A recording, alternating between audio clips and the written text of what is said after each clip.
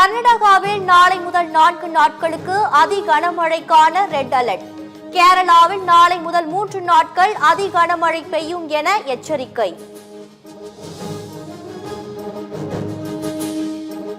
25, 26 ஆகிய தேதிகளில் கோவை, நீலகிரிக்கு அதி கனமழைக்கான ரெட் அலர்ட்.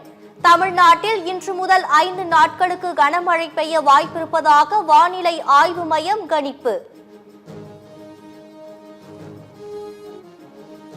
திருப்பூர், தேனி, தென்காசி, நெல்லை, குமரி உள்ளிட்ட 8 மாவட்டங்களில் இன்று கனமழைக்கு வாய்ப்பு.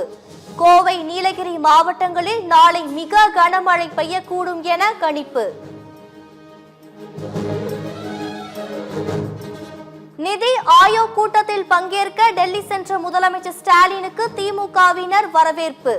தமிழ்நாடு இல்லத்தில் முதலமைச்சர் மு க ஸ்டாலினுக்கு அணிவகுப்பு மரியாதை.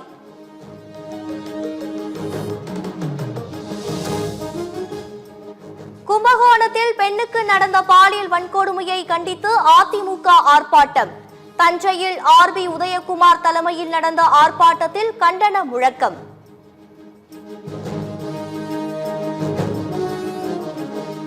நகை அடகு வைக்க நகைக்கான ஆதாரங்களை தர வேண்டும் என்ற நிபந்தனை மக்களை பாதிக்கும். புதிய நிபந்தனைகளை ரிசர்வ் வங்கி கைவிட வேண்டும் என அதிமுக பொதுச் செயலாளர் எடப்பாடி பழனிசாமி வலியுறுத்தல். மாஸ்கோ சென்றடைந்த திமுக எம்பி கனிமொழி குழுவுடன் ரஷ்யாவுக்கான இந்திய தூதர் வினய்குமார் சந்திப்பு. குழுவின் பயண திட்டம் மற்றும் சந்திக்க உள்ள அதிகாரிகள் தொடர்பான விவரங்கள் பற்றி விளக்கம்.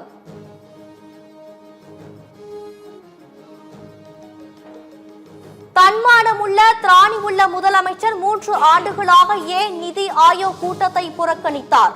முதலமைச்சர் ஸ்டாலினுக்கு ஜன்னி காய்ச்சல் வந்துவிட்டதா அல்லது ஞாபக மறதியா என முன்னாள் அமைச்சர் ஆர்.பி. உதயகுமார் கேள்வி.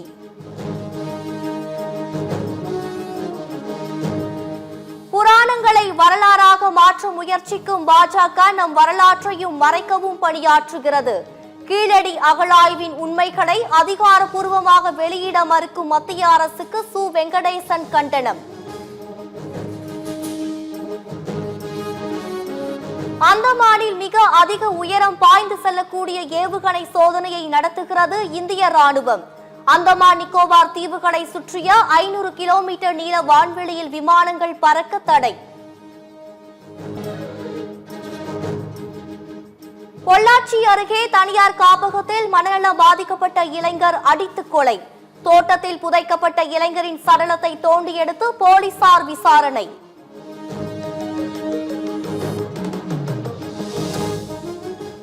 முன்னாள் அமைச்சர் எஸ்.பி. வேலுமணிக்கு கொலை மிரட்டல்.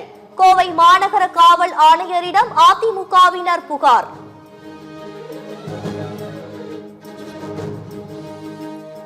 மதுரை மாநகராட்சி மாமன்ற கூட்டத்தை புறக்கணித்த திமுக கவுன்சிலர்கள். அனைவரும் திமுக செயல் வீரர்கள் கூட்டத்திற்கு சென்றதால் வெறிச்சோடிய மாமன்ற கூட்டம்.